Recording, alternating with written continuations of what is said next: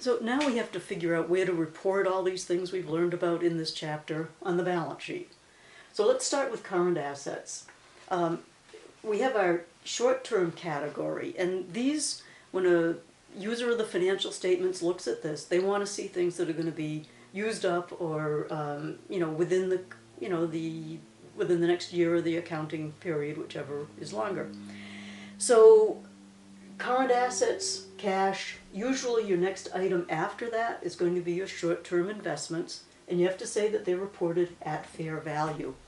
In there would be all of your trading securities, because those are by definition very short-term. They're going to probably be sold within the next, the near term.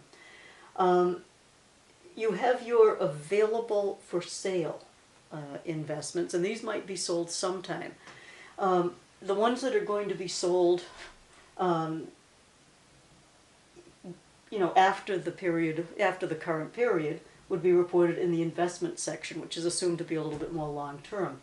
So you could have some of your available for sale stocks in here, the ones that are less than 20% owned at fair value. These would be your available for sale securities, stock investments.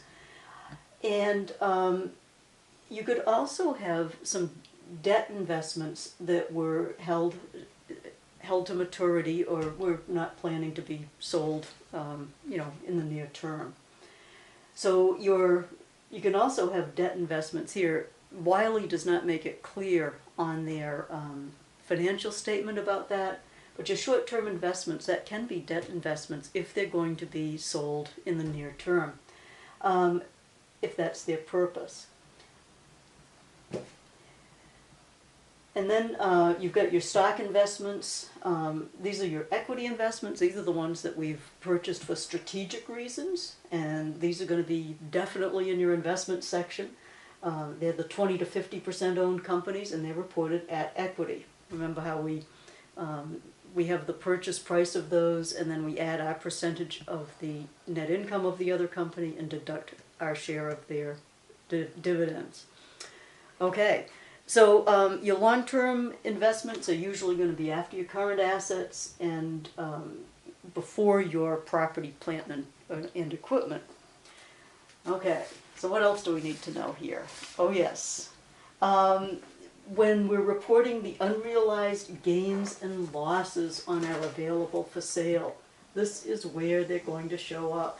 It's going to be in the stockholders' equity section of the balance sheet.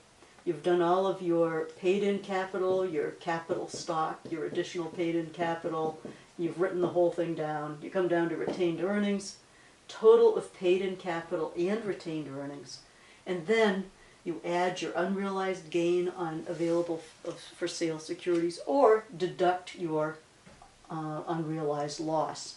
This is also, from previous chapters where you go less treasury stock as well. It's after this total of paid-in capital and retained earnings. So that's where those get reported on your balance sheet.